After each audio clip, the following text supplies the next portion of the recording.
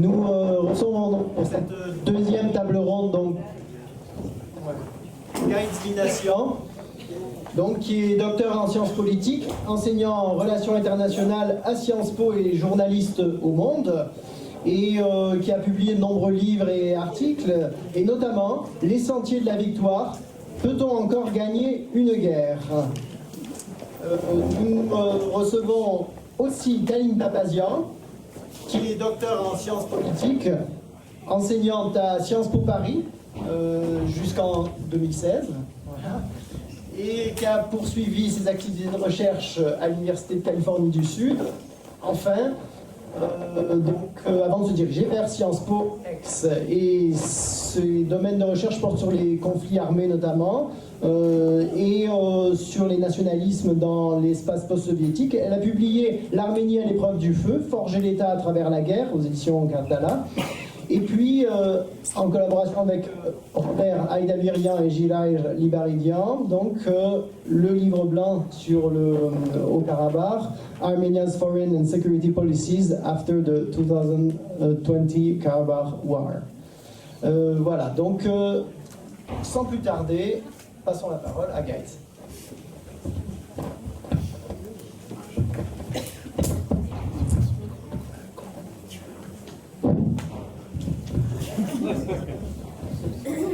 Il faudra investir dans les micros, Galo.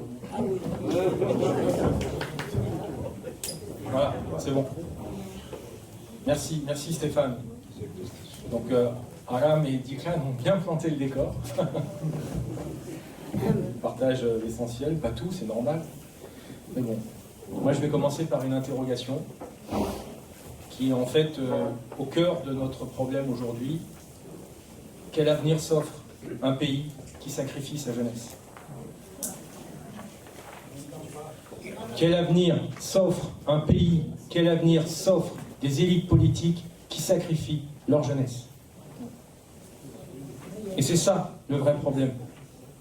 On fait porter à des jeunes toute la bêtise, toute l'infamie des élites politiques, pas depuis 30 ans, mais depuis des siècles et des siècles. Et ce sont toujours les jeunes qui payent. Et ça, je pense qu'aujourd'hui, les jeunes qui vivent en Arménie ne peuvent plus le supporter. Ils sont plus courageux que nous, parce que là, au moment où nous parlons tranquillement ici, à Marseille, à Paris, à Los Angeles, à Buenos Aires, eux, ils sont sur le front. Mon intervention portera sur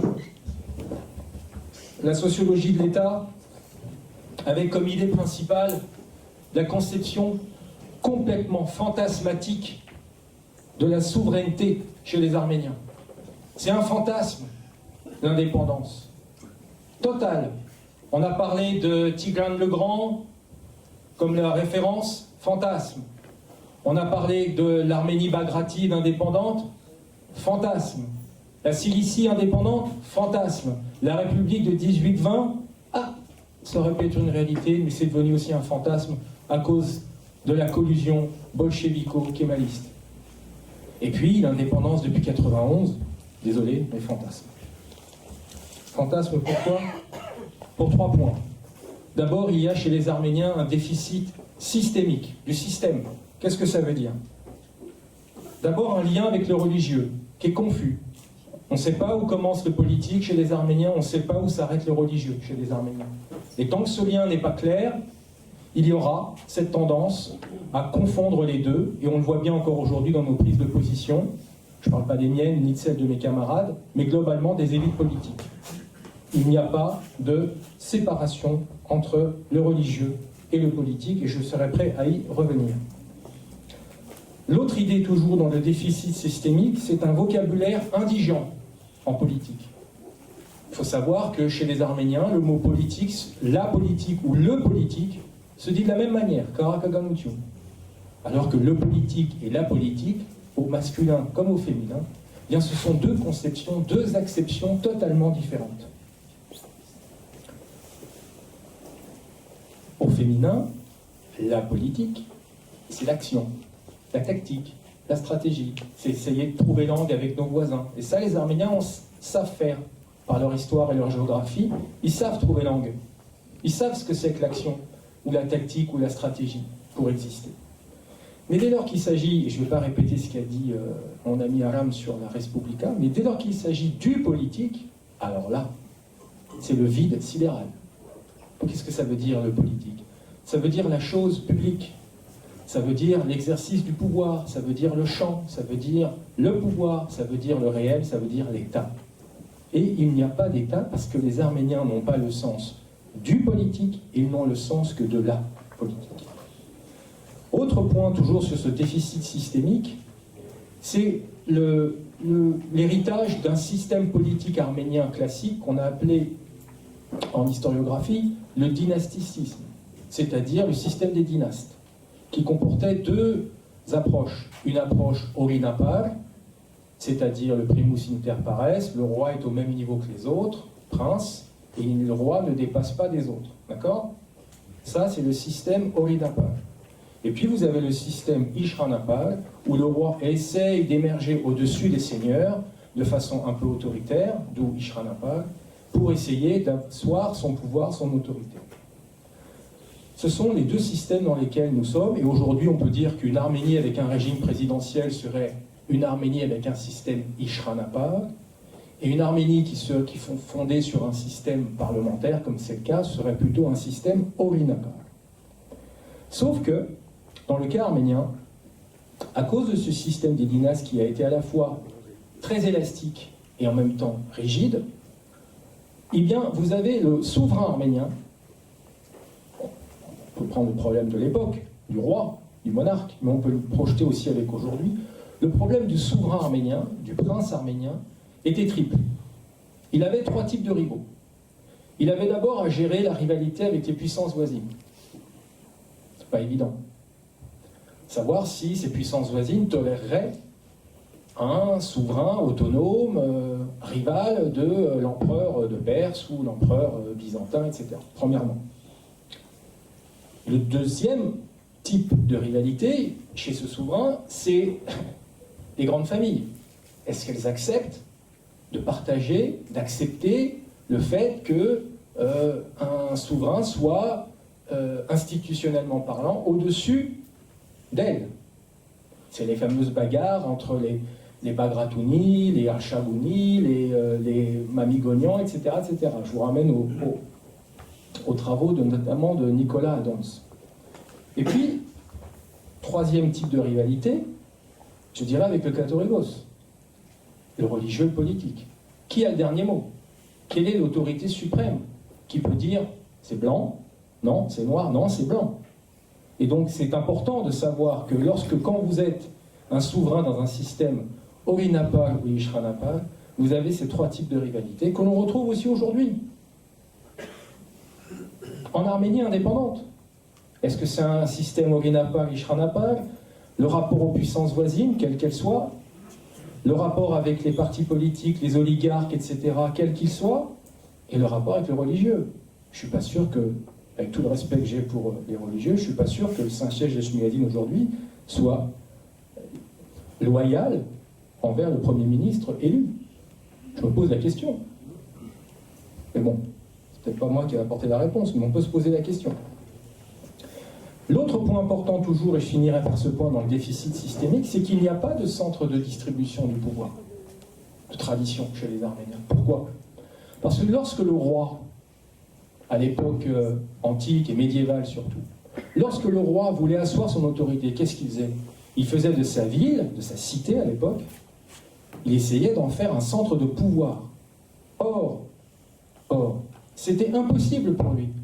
Pourquoi? Parce que à la fois les puissances externes ne voulaient pas, mais surtout les seigneurs, au sein même de la vie publique et politique arménienne, ne voulaient pas que le roi puisse jouir d'un centre de redistribution des pouvoirs.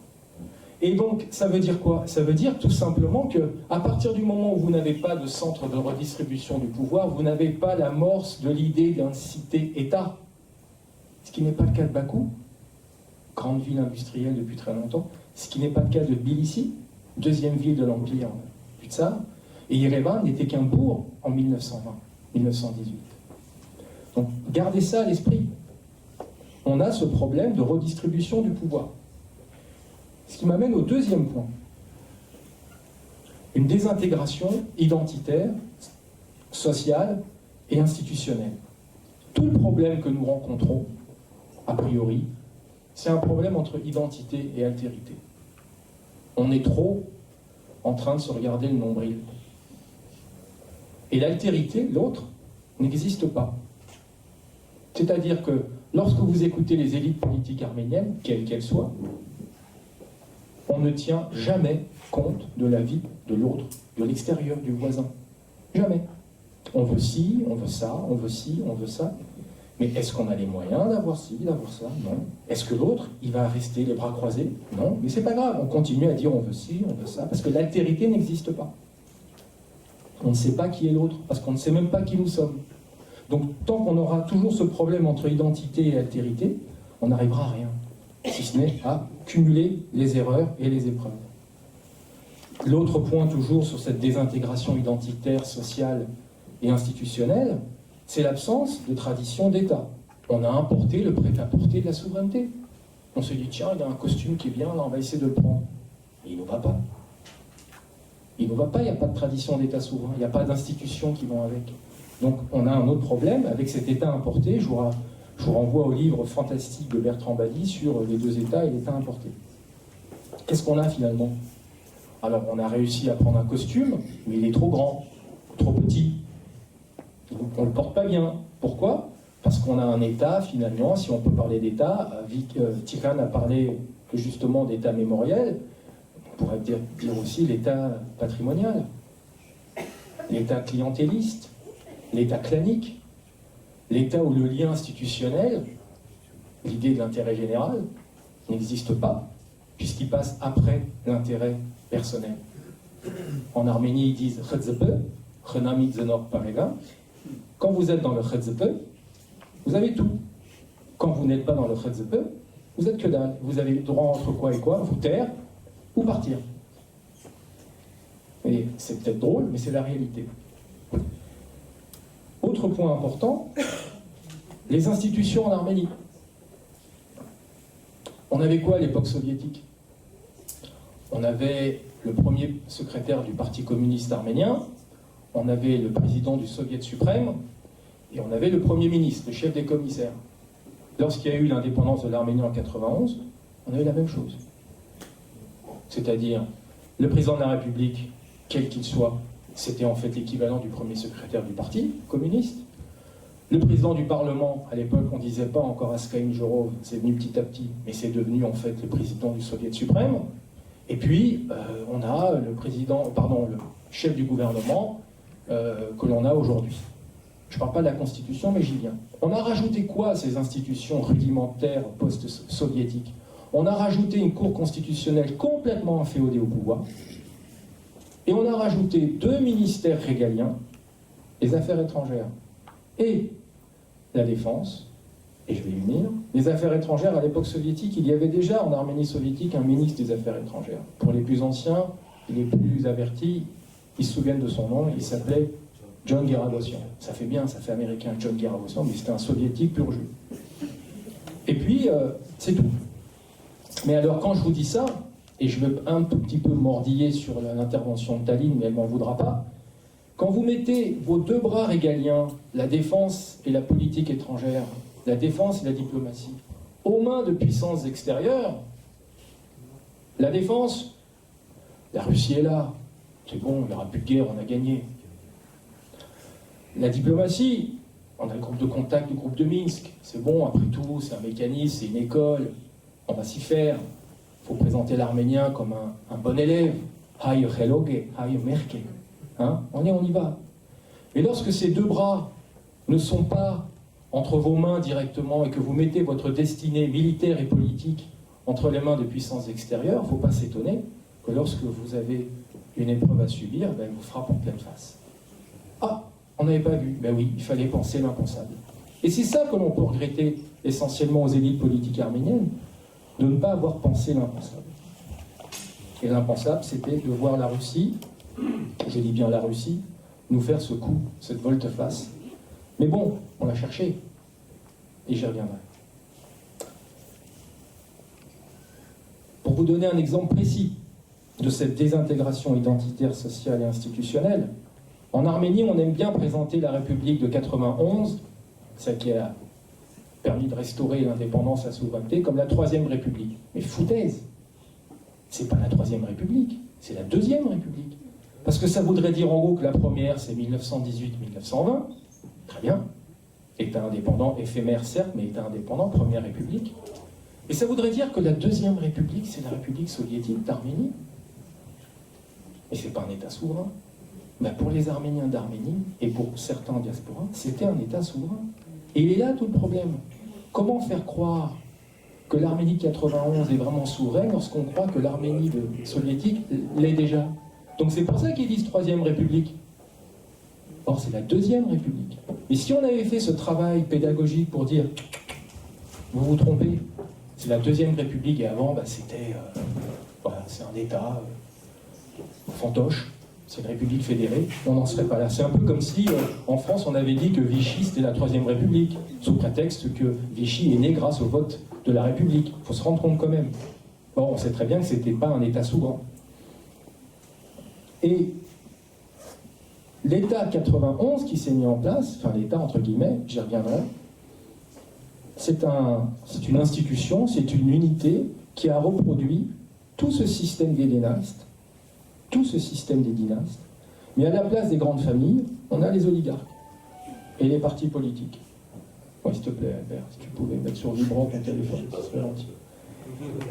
Donc, à partir du moment où on a recomposé sous Levon Ter-Petrosyan, sous Robert Kocharian, parce que Levon l'a inspiré, Robert l'a industrialisé, ce système, et puis, change de voix parce qu'il parle comme ça, Serge Sarkissian, il l'a complètement normalisé.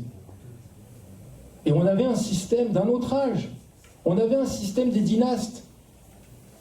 Et moi, quand je lisais les revues universitaires arméniennes de l'époque soviétique, on critiquait l'époque médiévale au nom du marxisme-léninisme, on critiquait l'époque féodale, on critiquait, qui n'a pas existé en Arménie d'ailleurs, mais on critiquait ce système des dynastes en disant c'est archaïque, c'est indigent, etc. Et puis depuis 91, ces mêmes revues, avec des auteurs plus jeunes, sûrement leurs enfants, disent ah non, c'était bien le système des dynastes. En fait, ils font allusion à quoi? Ils font allusion à toute cette cour autour du président de la République, où, que ce soit Levon, Robert ou Serge, encore une fois, qui sont dans un système népotique, clanique, clientéliste, avec leurs partis politiques qui sont là dans les coalitions, qui eux-mêmes reproduisent les mêmes schémas, clientélistes, népotiques, etc. Pourquoi? Alors on peut gratter un petit peu, mais surtout parce que moi je pense que les Arméniens sont passés de tribus pour aller vers la nation, mais ce n'est pas une nation. Ils sont encore au stade de la famille. Le militantisme arménien, c'est un militantisme familial.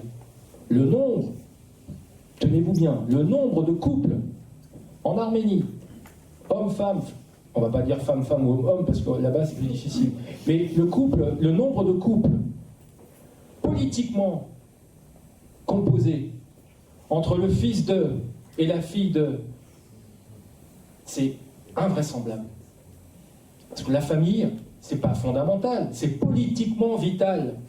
Et dès lors que vous avez un divorce entre le fils et la fille, eh bien vous avez une lecture politique de ce divorce et vous apercevez que le père de la fille et le père du fils ne s'entendent plus politiquement. Mais bien sûr, on va présenter ça comme quelque chose de fondé idéologiquement, etc., etc. Foutaise. Foutaise. Je vous donne un exemple. Serge Sarkissian, son neveu, était marié avec la fille, le Vahan Ovanessian, dirigeant mondial du parti Tachna, qui s'entendaient comme la roue en foire pendant des années, et une fois que les deux ont divorcé, ils ne s'entendent plus là-haut. Voilà. Alors c'est pas que la seule lecture, mais c'en est une. C'est important de le dire.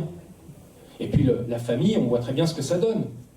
Les fils d'eux deviennent ceci, les filles d'eux deviennent cela, etc. Donc, encore une fois, Khotzepe. Et ça provoque quoi? Ça provoque non pas une fluidité politique, mais une désintégration politique. Parce qu'il est où l'intérêt général là-dedans? Et je finirai par un troisième point dans mon approche sur la sociologie du politique. C'est ce que j'appelle la stratégie ambivalente. On a deux conceptions de la souveraineté chez les Arméniens. Il y a une conception russophile qui favorise l'empire russe, et c'est plutôt l'école d'Andranik, le chef légendaire Andranik.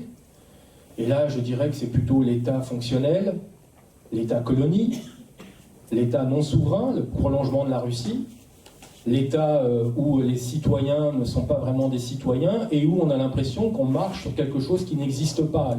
Le sol se glisse sous les pieds. Et on est là, on se demande, mais qu'est-ce que c'est que cette souveraineté lorsqu'on ne fait que reproduire ce qui se passe en Russie? C'est la première conception de la souveraineté. La deuxième, c'est ce que j'appelle la souveraineté autonome, c'est plutôt la ligne de Aram Manoukian. Vous savez, Aram Manoukian, héros du mouvement révolutionnaire, de la résistance à Van, grand chef Tashnak Tsagan, le fondateur de la République d'Arménie en 18. Et lui, il disait quoi? On disait, mais attendez, notre histoire, elle commence avant l'arrivée des Russes. Qu'est-ce qu'on fait de ce patrimoine? Qu'est-ce qu'on fait de cette richesse? On met de côté parce que la Russie est là. Moi, je ne suis pas contre la Russie, mais notre histoire nous oblige à tenir compte des profondeurs de notre construction identitaire.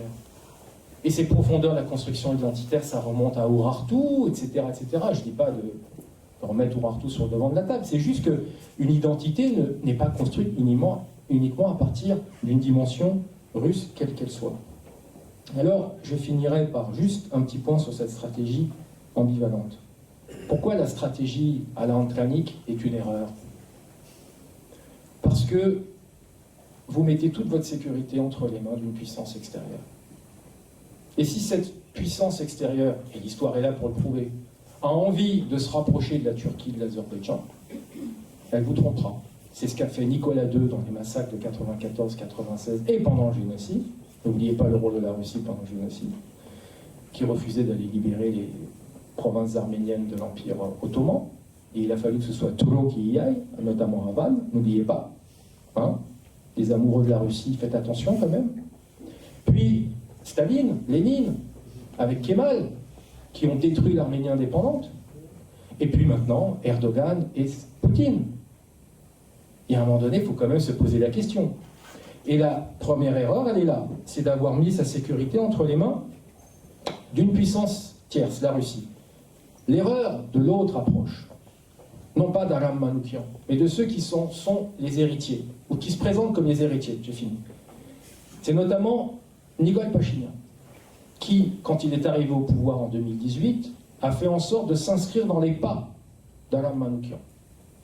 28 mai 2018, 28 mai 2019, etc. Aram Manoukian par-ci, Aram Manoukian par-là. Sauf qu'il a oublié l'essentiel. C'est qu'Aram Manoukian, lui, qu'est-ce qu'il disait? Il disait en gros que pour asseoir ma souveraineté, il faut que j'aille couper la menace à sa racine et ne pas attendre qu'elle me tape dessus. Ce sera trop tard. Et c'est l'erreur qu'a fait, je pense, Nikol Pachinian. C'est qu'effectivement, il est sorti d'un modèle 1 en Andranik de l'indépendance, de la souveraineté, pour aller vers un modèle 2. Sauf qu'il aurait dû, avant, renforcer les fondements de la souveraineté de l'Arménie par l'économie, par trouver un moyen de discuter avant avec la Turquie, pour séparer la Turquie de l'Azerbaïdjan, par exemple. Et même moi, je pense, je le dis, que l'Arménie aurait dû même proposer au groupe de Minsk de faire entrer la Turquie à la coprésidence du groupe de Minsk. Pourquoi je vous dis ça? Je finis. Pourquoi je vous dis ça? En février 2020, on est 8 mois avant la guerre. Réunion du Conseil de sécurité nationale arménien. Ils sont tous là. Ils sortent de ce Conseil de sécurité. Et les militaires arméniens disent, si on a une guerre qui arrive, ça arrivera prochainement et il y aura la Turquie dans le jeu, impliquée, bien plus qu'en 2016. Mais moi, je suis ministre des Affaires étrangères, ou conseiller du président, ou conseiller du ministre, du Premier ministre, etc. Qu'est-ce que je dis? Je dis vite, gagnons du temps, allons s'en prendre à la racine de la menace avant qu'elle vienne nous taper. Proposons à la Turquie de rentrer à la coprésidence du groupe de Minsk. Il n'y avait que des avantages. Ça aurait mis un petit peu le bordel au sein de la coprésidence du groupe de Minsk, c'est pas notre problème, c'est le problème entre vous trois. Mais nous, on propose ça. Et tout le monde nous aurait applaudi, et les Turcs les premiers. Ah, les Arméniens, ils sont bien. On aurait gagné du temps. Pourquoi je dis ça? Parce qu'en novembre 2020, il y avait l'élection présidentielle américaine. Et que tout change à partir de l'élection de Biden. Donc je finirai juste par un tout petit point, et je finis vraiment tout de suite. Gardez cette image en tête. Je le dis à chaque fois que je peux pour que les gens comprennent bien à la fois ma position, mais aussi toute la spécificité du problème arménien. L'Arménie est une femme battue à mort par le régime turc. Ouais. Battue à mort par le régime turc. Je ne parle pas du peuple turc, du régime turc. Cette femme est maltraitée régulièrement, tapée régulièrement par la Russie, parce que cette femme veut s'émanciper. Eh oui, elle a envie de porter une jupe, des cheveux rouges, je ne sais pas, peu importe. Elle veut s'émanciper et elle est tapée régulièrement. Et puis cette femme qui veut s'émanciper est encouragée par l'Occident. Vas-y, on a les mêmes valeurs. Vas-y, vas-y. Et elle y va, puisqu'elle se dit, après tout, je suis soutenue. Sauf que quand cette femme arménienne est tapée à mort ou maltraitée, l'Occident tourne le dos et lui dit, démerde-toi. C'est ça la question arménienne. C'est être une femme battue à mort, maltraitée et abandonnée. Alors qu'est-ce qu'on doit faire dans ces cas-là? Et c'est l'objet d'une discussion que j'espère qu'on aura plus tard. Merci.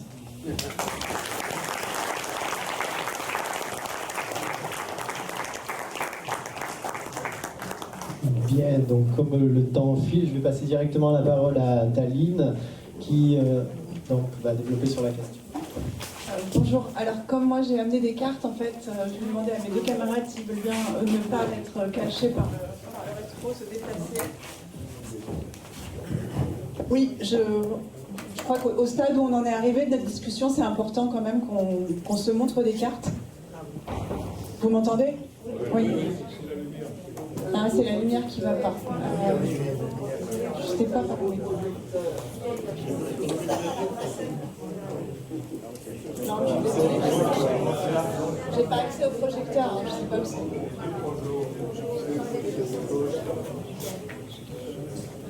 Ça reste visible quand même, non? Okay. Oh. Enfin, il y en a tellement parmi vous qui ne se représentent pas l'Arménie.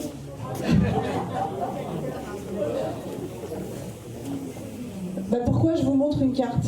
Mais parce que justement, je ne suis pas sûre qu'on parle tous de la même chose, en fait, quand on parle d'Arménie. Et moi, j'ai envie de vous poser la question, combien parmi vous, en 1991, quand l'Arménie a achevé ce printemps, que Tigran a joliment appelé ce printemps arménien de 88-91, combien parmi vous, qui étaient suffisamment adultes à ce moment-là pour le faire, ont embrassé, à cœur ouvert, l'avènement de cet État qu'on n'avait pas retrouvé depuis 1918 et qui prenait la marche, enfin, plus ou moins réussie, mais de l'indépendance?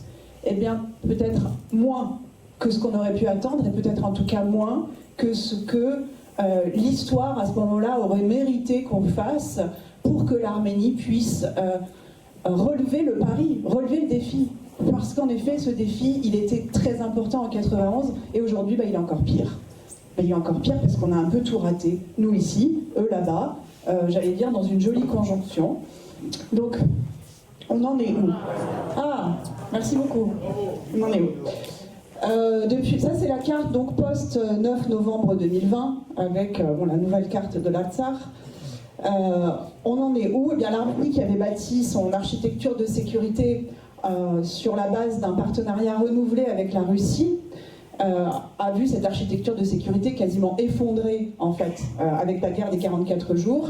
Et aujourd'hui, la preuve en a été faite en septembre 2022. Avec l'enlisement de la Russie dans la guerre russo-ukrainienne et les difficultés auxquelles la Russie fait face dans cette guerre, cette architecture de sécurité n'existe en fait plus. Elle est encore sur le papier, mais de fait, elle n'existe plus. Et donc, en fait, l'Arménie se retrouve aujourd'hui à devoir se battre sur deux fronts. C'est très très proche de ce qui était le cas en 1991. Elle se bat sur un front militaire avec l'Azerbaïdjan.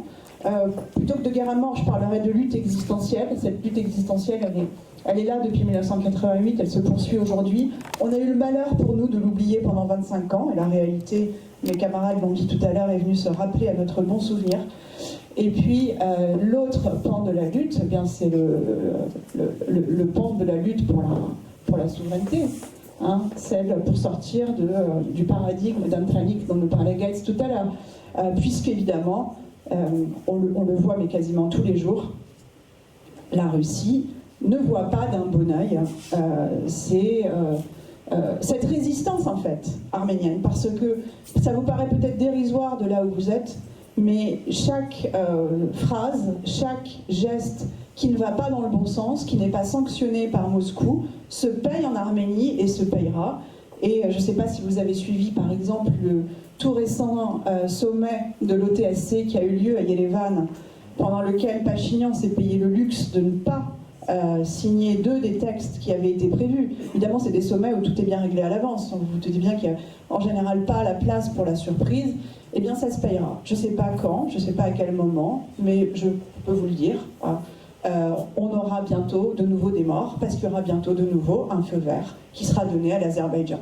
Et aujourd'hui, l'Arménie est formellement l'allié de la Russie. En réalité, la conjonction des intérêts, elle a lieu entre l'Azerbaïdjan et la Russie, bien plus qu'entre l'Arménie et la Russie. Parce que la Russie a besoin de ce que l'Azerbaïdjan a à lui offrir.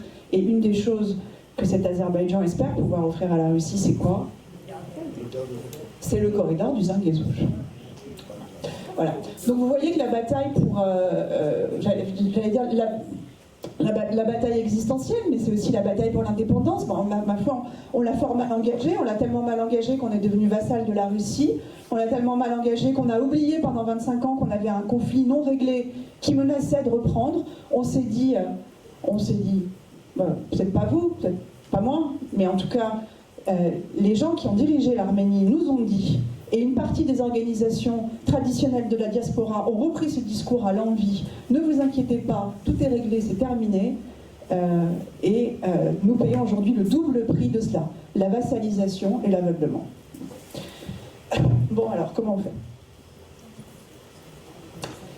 Je rejoins mes camarades sur le fait que l'Arménie n'a rien à attendre de l'Occident, ou très peu.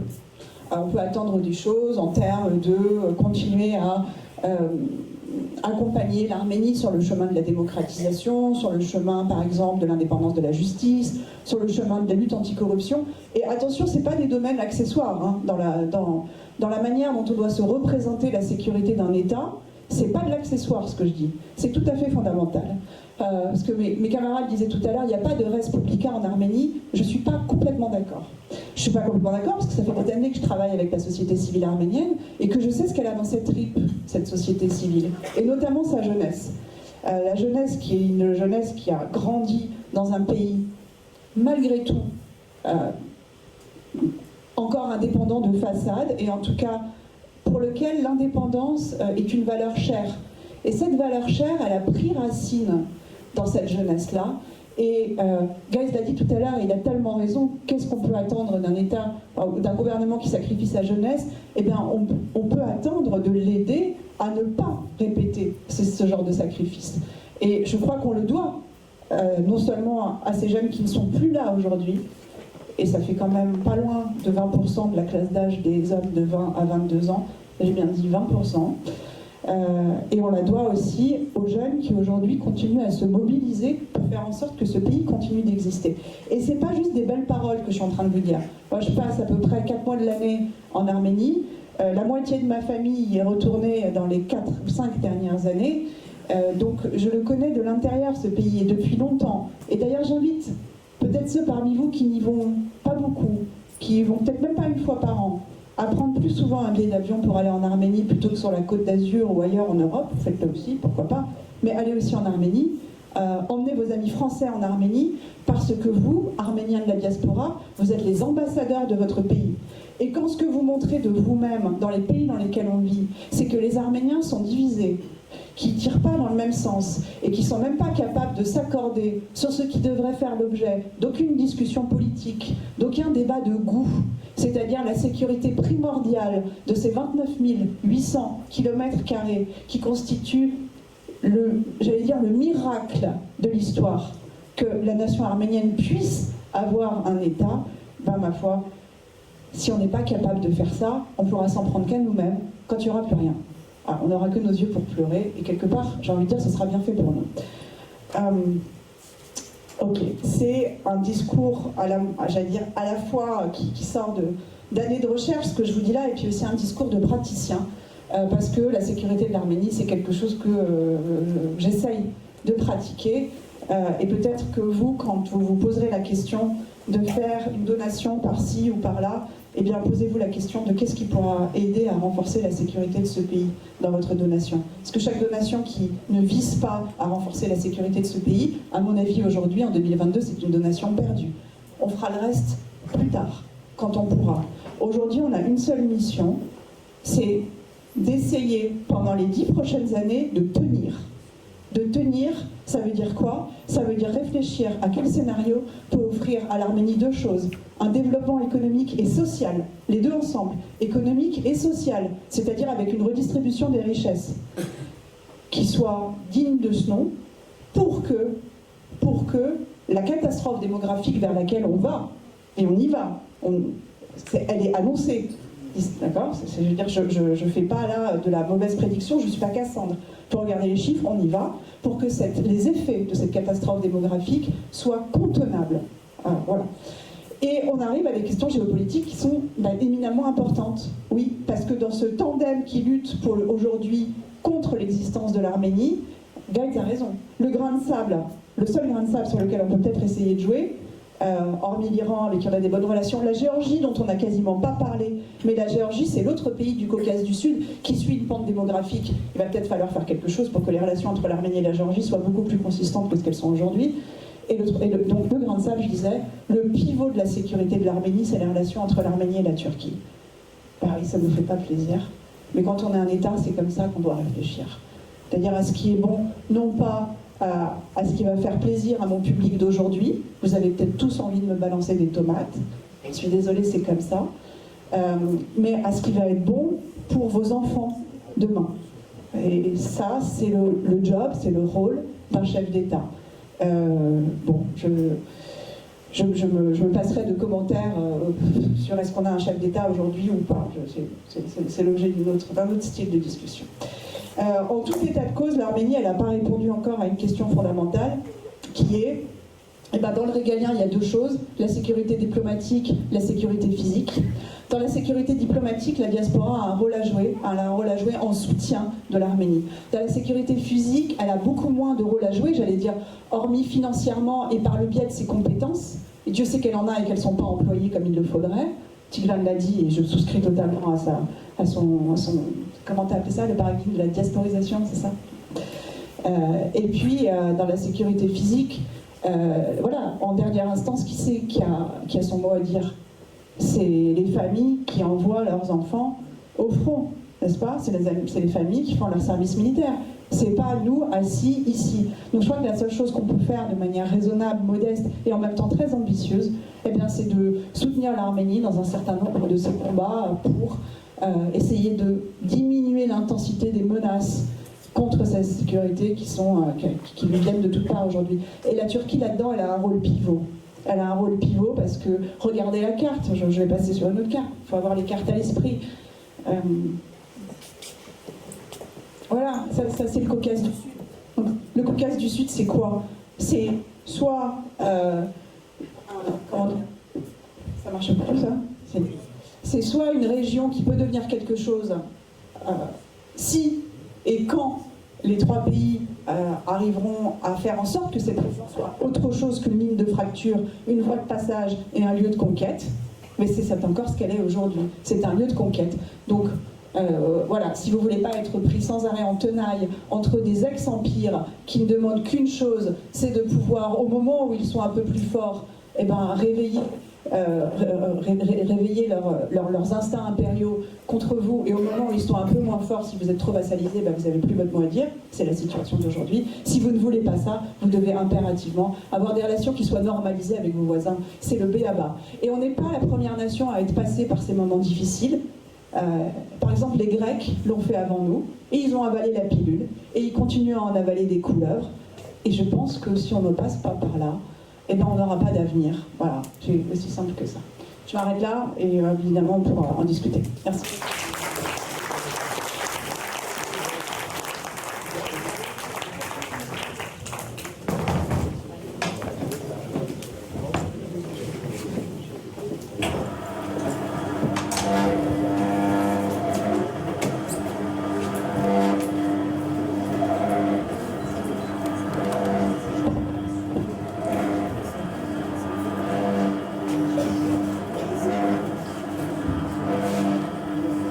Bien, donc merci également pour cette intervention. Même format, on essaie de poser des questions plutôt courtes et sans plus attendre. Si vous avez déjà des questions. Alors, monsieur là-bas. Ah oui, oui. Ben, peut-être. Oui. Monsieur, Peut-être ici. à côté de moi. Attendez, Oui, il y a un monsieur qui n'a pas parlé encore. Non, 30 secondes. Vous avez des une carte qui montre très bien la position de l'Arménie par rapport à la Turquie et par rapport à l'Azerbaïdjan. Il est clair que c'est la Turquie qui peut traverser l'Arménie et donc l'Azerbaïdjan qui sont solidaires. La Turquie a un accès à la mer Caspienne. En aucun cas, l'Iran et la Russie ne peuvent accepter que la Turquie ait un accès à la mer Caspienne. Donc la Turquie ne peut pas être un allié de la Russie. bien. Excusez-moi, monsieur, mais il y a une confusion là. D'abord, on ne va pas faire un cours de géopolitique ici ou sauver l'Arménie ici. C'est pas ça le but. Deuxièmement, Tallinn n'a pas parlé de faire de la Turquie un allié. La Grèce et la Turquie ne sont pas alliés. Le Pakistan et l'Inde ne sont pas alliés. La Chine et le Japon ne sont pas alliés. On parle de normalisation qui est différente de la réconciliation. Il y a un moment donné, c'est facile d'être à Marseille, Paris ou Los Angeles et de dire faites ceci, faites cela. Mais c'est pas nous qui sommes là-bas. C'est pas nous, c'est pas vous, c'est pas moi. Donc moi, je tiens compte de ça et avec modestie. Je dis que, ok, je pense qu'ils savent ce qu'ils font, j'espère, notamment les nouvelles générations. Et deuxièmement, je répète, vous avez des exemples d'États qui ne sont pas en bonne relation, qui se sont même fait la guerre entre eux, et qui pourtant ont une ambassade chez ce pays ennemi, et inversement. Je prends le Pakistan et l'Inde. Qui va oser dire à Modi ou au régime à Islamabad, qui sont soit pro-pakistanais parce qu'ils ont normalisé leur relation, ou pro-indiens parce qu'ils ont normalisé la relation. C'est une foutaise. C'est de la débilité politique de penser ça. Je n'ai rien à attendre d'Erdogan. Je n'ai rien à attendre d'Aliyev. En revanche, je dois attendre de mes élites politiques, qui se disent élites, d'avoir une vision en tant qu'État, pas en tant que colonie, pas en tant que blédard, pas en tant que communauté à 2 balles, mais en tant qu'État, la raison d'État. Moi, je dis souvent à mes amis, Aram Manoukian, le 4 août 1918, il reçoit Khalil Pacha, Yerevan indépendante. Vous savez qui est Khalil Pacha? C'est l'oncle d'Enver Pacha. Il a massacré 250 000 Arméniens en Arménie occidentale. Et Aram le reçoit avec le Katorigos. Et il l'embrasse. Qui va oser dire qu'Aram est un traître? Qui va oser dire qu'il faut une Arménie sans Aram? C'est lui le fondateur. Mais il le fait pourquoi? Parce qu'on est passé d'un paradigme à l'autre. On a un État souverain. Et l'État souverain nous oblige à tenir compte d'une réalité politique. C'est pas moi qui ai décidé d'avoir la Turquie comme voisin. Moi, j'aurais adoré aussi avoir, comme nous, la Belgique, les Pays-Bas. Hein? Moi aussi, je peux dire ça. Mais c'est pas le cas, monsieur. On a affaire à une Turquie qui est prédatrice. Et qu'est-ce que je fais avec? Je continue à dire on veut ci, on veut ci, on veut ci, on veut ci, on veut ci, à Paris, à Marseille, à Los Angeles. Ça donne quoi? Le principe de réalité. Tigran a parlé du rapport au réel. Oui, la Turquie et la Russie sont alliés aujourd'hui sur un point. Il faut contourner les sanctions. Et la route terrestre qui passerait par l'Arménie, je ne sais pas sous le contrôle de qui, de Yerevan, du FSB, je ne sais pas, eh bien cette route-là, ils la veulent. Ils la veulent. Les seuls qui ne veulent pas de cette route, c'est l'Iran. Et encore, si on dit que c'est sous contrôle arménien, ils disent why not? L'Iran et l'Occident, notamment les Américains. Voilà. La Chine dit ok pour cette route, on en a besoin, mais sous contrôle arménien. Et il y a les Indiens qui n'en veulent pas. Donc à un moment donné, on est tous conscients de la menace pan-turque. Tous. On n'apprend pas aujourd'hui en 2022, au mois de novembre-décembre, oh, il y a une menace pan-turque. Non, ça fait longtemps qu'il y a une menace pan-turque. Elle a toujours été là. Donc il faut faire avec. Et c'est ça le rapport entre identité et altérité. Voilà. Désolé si je me suis emporté. Ouais. Alors, une Excusez-moi. question ici. Est-ce qu'on m'entend? Ouais. Oui, oui, tout à Moi, je fait. voudrais faire une remarque un petit peu différente. Vous avez dit au début ce que je vais dire, ça va pas vous plaire, etc. J'avoue que, bon, non, parce qu'en fait, vous êtes des spécialistes, vous faites une analyse, cette analyse, je l'entends, et j'entends. La seule chose, c'est le malaise que j'ai un petit peu ressenti après toutes vos interventions, du moins avant celle de Madame, c'est que la question, c'est une question que je me pose, hein, c'est pas, j'attaque personne, c'est, on dirait que en diaspora, bon, je suis contente qu'on parle des diasporas et pas que de la France, parce on dirait qu'on est les meilleurs. On dirait qu'en diaspora, on sait analyser ce qui ne va pas, on a toutes les clés, mais il y a des gens en Arménie, ils ne sont pas tous bêtes, je pense. Et je crois qu'il faut travailler avec eux. Alors Madame disait qu'elle travaillait avec eux, ça m'a un peu rassurée. Mais c'est cette analyse-là, est-ce qu'en Arménie on l'a fait? Est-ce qu'on peut la faire? Est-ce qu'on travaille ensemble? Alors, je vais laisser la parole à Taline, mais moi je travaille avec des gens en Arménie, je parle des élites politiques, que je considère comme médiocres et responsables.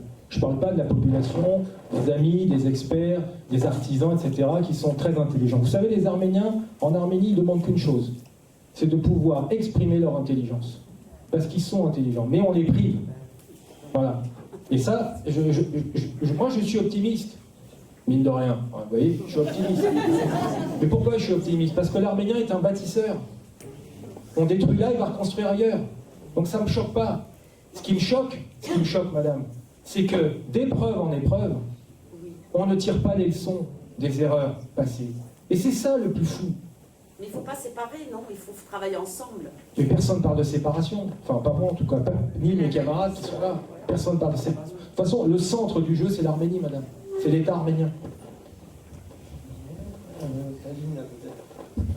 Si vous voulez, je complète un tout petit peu, mais en fait, j'ai l'impression, j'entends une angoisse derrière votre propos, un malaise, qui est peut-être la difficulté qu'ont les Arméniens avec la notion d'unité. Voilà.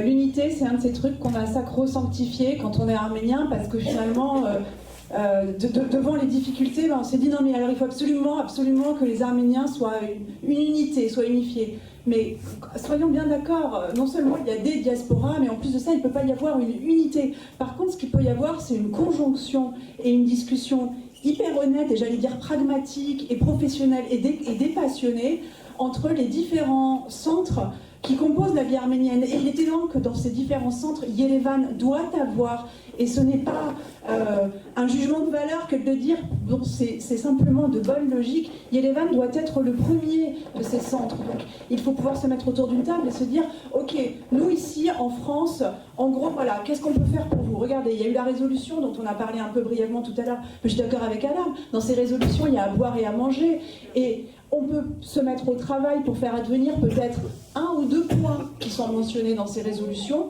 et encore, pour pouvoir faire ça, il faut pouvoir discuter avec Yerevan, dire voilà, qu'est-ce que vous voulez, qu'est-ce qu'on peut vous amener, et qu'est-ce qu'on n'est pas prêt à faire, hein, mais c'est de bonnes... c'est du niveau école élémentaire, mais malheureusement on est tous des très bons professionnels dans nos domaines. Je suis sûre que vous êtes des bons commerçants, des bons médecins, des bons courtiers en assurance, des bons banquiers, mais quand on en arrive aux questions arméniennes, il se passe un truc, il y a une espèce de vieille névrose qui vient prendre le dessus et qui vous empêche d'analyser. Donc voilà, laisser les névroses au placard et être de bons professionnels, et en bons professionnels on va essayer d'aider. Merci Taline. Un petit mot, guys? Oui, sur les 2 résolutions, je vous passe la parole, monsieur. Sur les 2 résolutions, bon, c'est nécessaire, mais c'est vraiment insuffisant. C'est nécessaire dans ce sens où ça remet la question arménienne sur le devant de la scène internationale, ou du moins européenne. C'est nécessaire parce que ça implique la représentation nationale auprès de la diplomatie du Quai d'Orsay comme un moyen de pression. C'est nécessaire parce que ça rassure un petit peu les Français d'origine arménienne et pourquoi pas par ricochet la diplomatie de l'Arménie, mais c'est insuffisant. Pourquoi? Parce que ça n'a pas force de loi. C'est une résolution. Donc je peux d'autant plus la voter et manifester ma sympathie envers les Français d'origine arménienne que je sais qu'elle n'a qu'un poids symbolique. Et on habitue trop les Français d'origine arménienne et les Arméniens en général au symbole. La résolution, la niche parlementaire. Vous voyez, mais ça c'est de notre faute, les amis. C'est de notre faute. Nous, Français d'origine arménienne, si on parle de la France, c'est de notre faute. Pourquoi? Parce qu'on fait de l'entre-soi. Quand on parle de la question arménienne, on est dans une zone de confort. On ne va pas s'ouvrir. Et la guerre des 44 jours a été là pour le prouver. On a une mauvaise conception de la diaspora, si je peux me permettre. Au lieu de franciser l'espace public arménien, l'Arménie, on veut arméniser la France. Et moi, je m'en moque. Déjà, je me déplace là, je m'en moque. Qu'est-ce que ça apporte à l'Arménie? Rien. En revanche, si j'ai des entreprises françaises dirigées par des Français d'origine arménienne ou pas, attention, j'ai le plus grand respect pour Shavash Missakian et Missak Manouchian, c'est pas ça le problème. Mais comprenez bien ce que je veux dire. Mais si demain j'ai des entreprises françaises dirigées par des Français d'origine arménienne ou pas, qui vont investir en Arménie, là d'un coup je deviens intéressant à la fois pour l'État arménien, la société arménienne, mais aussi moi en tant qu'entrepreneur auprès du pouvoir politique français, en disant oh, là-bas ce sont des capitaux français, ou américains, ou russes, ou canadiens, ou argentins. Et sauf que l'exemple d'Orange est là pour détruire tout. Orange va en Arménie, on se dit ça y est, si le fleuron de l'industrie numérique va en Arménie, c'est peut-être le début de quelque chose vis-à-vis de la Géorgie, vis-à-vis de l'Iran, et pourquoi pas vis-à-vis des autres pays post-soviétiques. Eh ben non, parce que ces soi-disant élites politiques arméniennes n'ont fait que de la corruption, Orange est parti au bout de quelques années. Résultat, comment voulez-vous qu'on aille inciter les investisseurs à aller en Arménie lorsqu'il y a Orange qui revient la queue entre les jambes, Veolia et encore, on va voir ce que ça va donner, et troisièmement, un carrefour. Ils ont mis 7 ans à implanter un petit carrefour de rien du tout à Yerevan. 7 ans. Pourquoi? Parce que les oligarques voulaient savoir quel intérêt ils allaient avoir dedans. Voilà à quoi on a affaire. Et donc la révolution de Lourdes était nécessaire pour ça. On a gagné des places dans le classement contre la corruption, mais c'est insuffisant. C'est insuffisant. Et voilà, donc, parole à monsieur. Oui, bonsoir. Une dernière question peut-être avant de prendre une petite pause. Et... Oui, bonsoir. Vous venez de parler, monsieur Vincent, de la corruption. Quelle est la part de responsabilité de la corruption dans l'état de déliquescence de l'État arménien? Première question. Deuxième question. Quel est l'état de combativité de l'armée arménienne, puisque les troupes azéries occupent à peu près 150 km² de l'État arménien et que malheureusement, visiblement, les Arméniens sont dans l'incapacité de reprendre ces territoires. Merci. Merci monsieur pour votre question. Donc je vais être très bref. Pour mettre la première partie de votre question, elle est fondamentale. On parle de corruption endémique. C'est un pays pauvre. Il ne faut pas se voiler la face, c'est un pays pauvre. Et donc, quand vous avez des élites corrompues, forcément, ça se traduit ça s'irrigue dans toute la société. Même si aujourd'hui, ça va mieux. Quand on voit le classement de Transparency International, l'Arménie, des 3 pays du Caucase du Sud, l'Arménie est le mieux placée. Mais ça ne suffit pas. Ça suffit pas. Mais c'est déjà beaucoup mieux. Il n'y avait pas de budget à l'époque, avant 2018. Il faut se rendre compte, il n'y avait pas de budget. Vous savez comment ils faisaient le budget, Lévon, Robert, Serge? Vous savez comment ils faisaient? Ils allaient voir un oligarque, j'ai besoin de 400 millions d'euros ou de dollars pour tel investissement, pour l'armée, je ne sais pas quoi.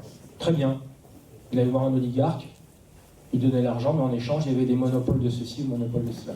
C'est pas comme ça qu'on fait un État et un budget. S'il n'y a pas d'impôt, il n'y a pas d'État.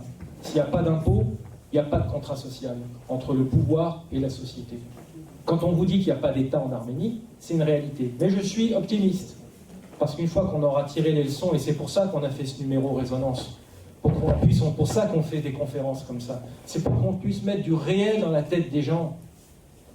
À commencer par nous, Taline l'a dit, nous sommes responsables, parce qu'on est des fétichistes. On aime le khorobat, on aime les fêtes champêtres, on aime les danses. Ah, c'est beau, ah, c'est bien, on est fort. Mais que dalle! Politiquement, on n'existe pas collectivement.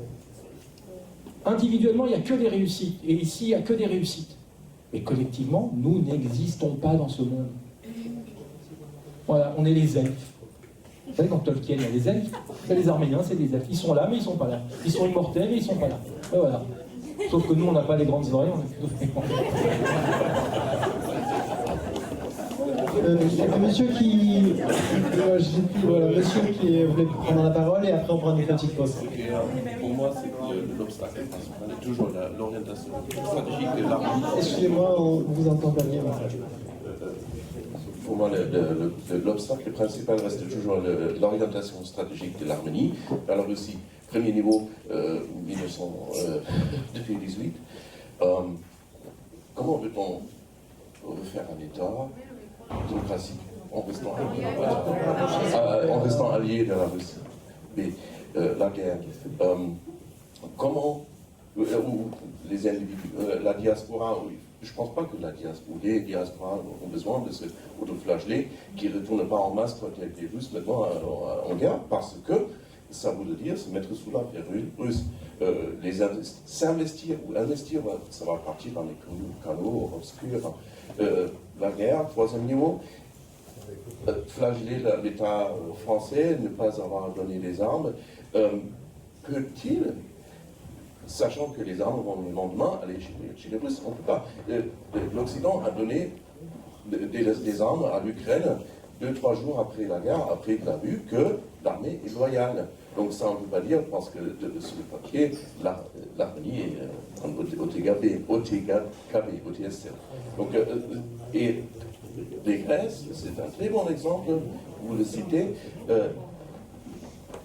Jusqu'alors, la Turquie ne les a pas envahis, ils sont dans l'OTAN. Aussi hostile qu'ils soient, mais c'est une... Merci monsieur pour la question. On va passer la parole à Thalie.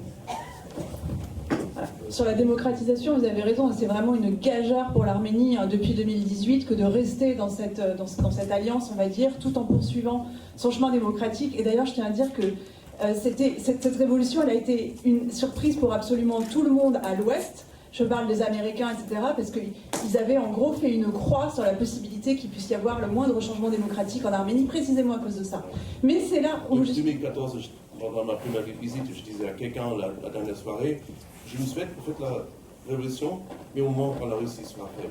Oh, c'était trop tôt. Bon, mais non, mais justement, la particularité de l'Arménie dans cette révolution, c'est que si la révolution y a eu lieu, c'est parce qu'elle avait une société civile qui était vraiment quelque chose, qui était formée, qui avait des traditions, qui avait une histoire. Donc ne désespérons pas. Je pense qu'il n'est pas du tout exclu que l'Arménie sorte un jour de cette alliance-là. C'est pas aujourd'hui, c'est pas le bon moment. Il faut pouvoir travailler pour se reconstruire des alliances, et je dis des alliances et non pas une alliance, parce que l'Arménie ne rentrera pas dans l'OTAN, jamais. D'ailleurs, elle ne le demandera pas, puis elle ne rentrera pas. Donc il va falloir trouver d'autres alliances. L'Inde, c'est une piste à suivre, etc. Donc des alliances pour voilà, réussir à compenser, entre guillemets. Mais et l'Arménie peut continuer à développer des relations qui soient économiques et d'intégration, disons, des routes de transport, de tout ce que vous voulez, dans sa région et plus largement dans l'espace eurasiatique, auquel fondamentalement elle appartient, plutôt qu'à l'espace occidental, tout en ayant résolu, une fois que ce travail de retrouver des alliances aura été fait, tout en ayant résolu ce dilemme. Il n'empêche qu'aujourd'hui ce dilemme existe, vous avez raison, et que rien ne dit qu'elle ne partira pas dans l'autre sens. Oui, bien sûr, c'est pas exclu.